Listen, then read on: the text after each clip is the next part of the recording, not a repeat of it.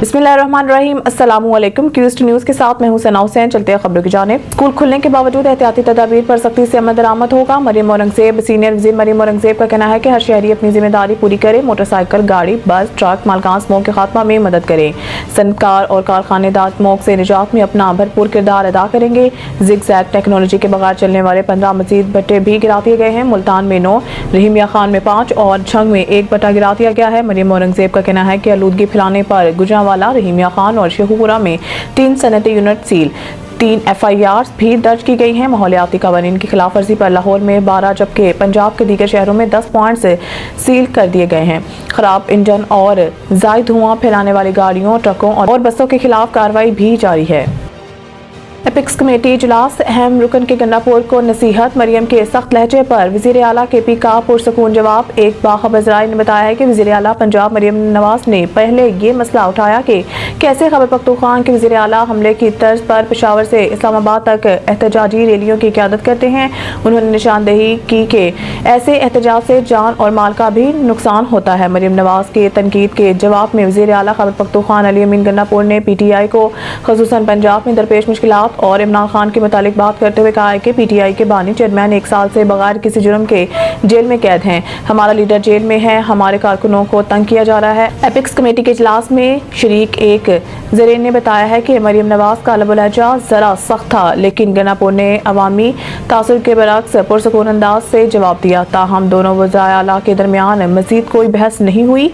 ज़राए ने कहा है कि दोनों वज़राए आला की जानिब से अपनी बात कहे जाने के बाद एपिक्स कमेटी के एक अहम रुकन ने गन्नापुर को नसीहत की है कि KP से पंजाब में एहतजाजी रैलियां लाने से बैनुल सूबाई हम आहंगी को नुकसान हो सकता है, इसलिए इस इक़दाम से गुरेज किया जाए।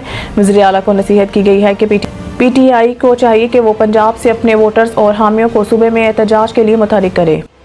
वज़ीर दाखिला के इस्लामाबाद और रियाज को जुड़वा शहर करार देने की तजवीज़। सऊदी वज़ीर का इत्तफाक। सऊदी अरब के सफ़ीर नवाफ बिन सईद अहमद अल मुल्की भी इस मौके पर मौजूद थे। मुलाकात में बाहमी दिलचस्पी के अमूर पर पाक सऊदिया ताल्लुकात के फ़रोग़ पर तबादला ख्याल किया गया, जबकि पैरा मिलिट्री फोर्सेस और पुलिस के बाहमी तबादलों और मुश्तरका ट्रेनिंग के अमूर पर गुफ्तगू भी हुई। वज़ीर दाखिला के इस्लामाबाद और रियाज को जुड़वा शहर करार देने की तजवीज़ पर सऊदी वज़ीर ने इत्तफाक किया। मुलाकात में फैसला किया गया है कि इस ज़मीन में मज़ीद जरूरी इक़दाम किए जाएंगे। मुलाकात में पाकिस्तान से भिखारियों को सऊदी अरब भिजवाने वाले माफिया की सरकूबे और कैदियों के तबादले के मुआहदे पर अमल दरामद पर इत्तफाक हुआ।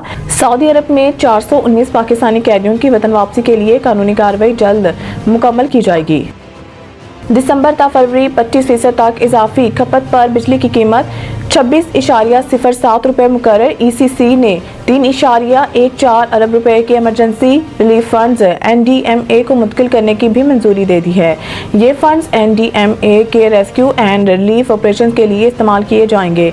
तफसीलात के मुताबिक काबीना के इक़्तिसादी राब्ता कमेटी ECC ने सनती 200 से ज़ायद यूनिट्स इस्तेमाल करने वाले घरेलू सार्फिन, कमर्शल और आम खिदमात के सार्फिन के लिए विंटर पैकेज की मंजूरी दे दी है। विंटर पैकेज सिस्टम की पैदावारी सलाहियत के ज़्यादा इस्तेमाल के साथ साथ गैस की तलब को भी कम करेगा। वज़ारत बिजली ने बताया है कि 26.07 रुपये फ़ी यूनिट का टैरिफ तमाम अहले सार्फिन से मुतलका इजाफी खपत पर वसूल किया जाएगा।